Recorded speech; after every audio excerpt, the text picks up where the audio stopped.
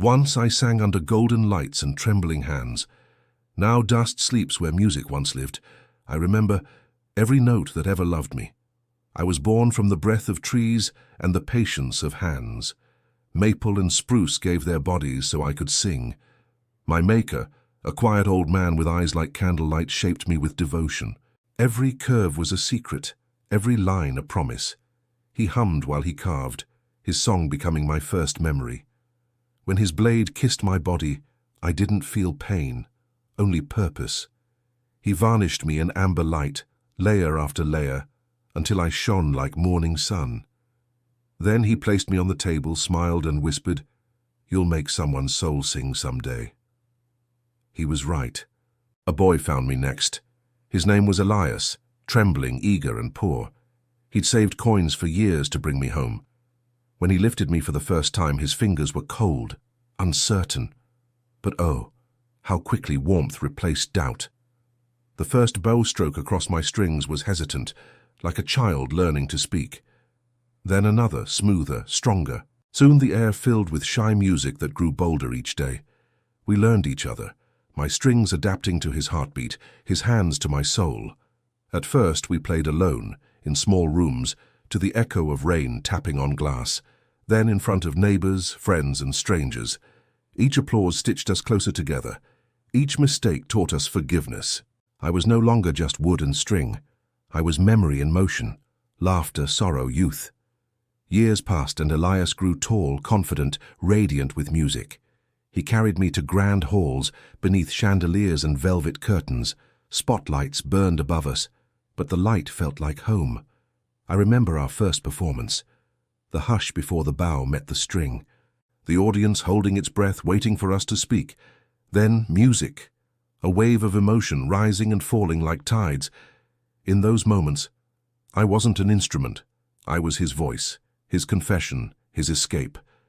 But glory is a fleeting guest. One night, a storm broke not just outside but within him.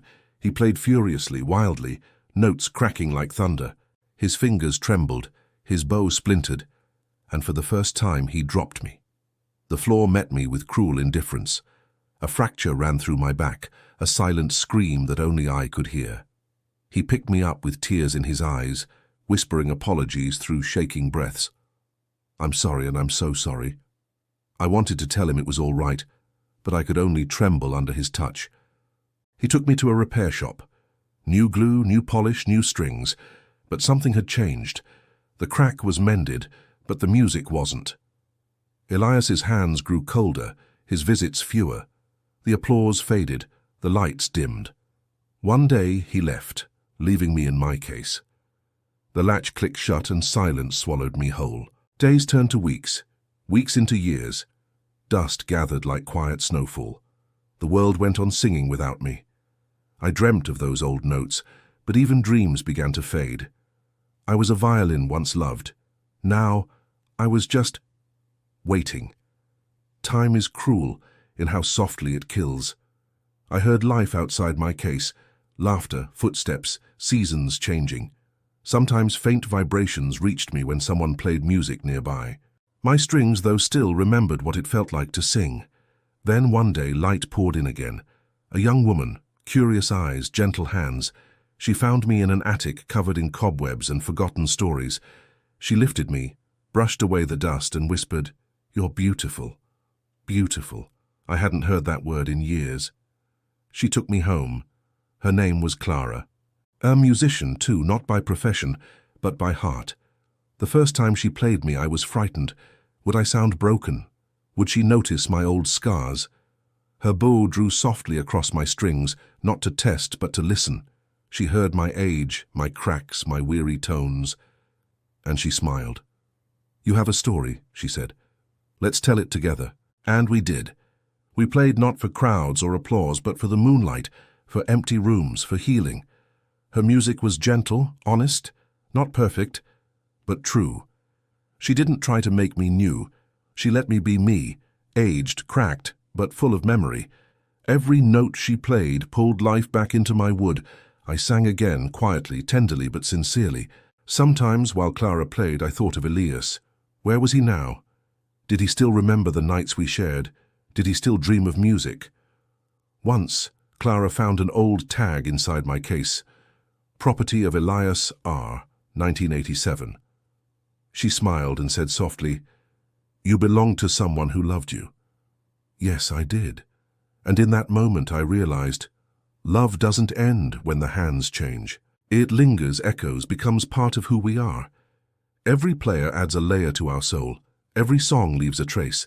And maybe that's what eternity really is, a melody passed from one heart to another.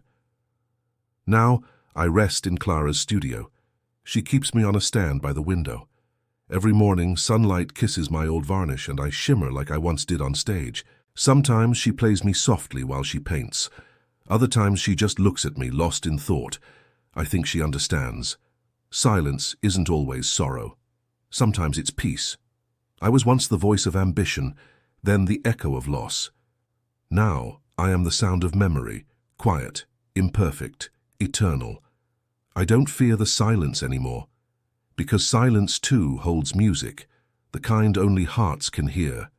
I was a violin once loved, then silence took over my strings. But love, real love, never leaves.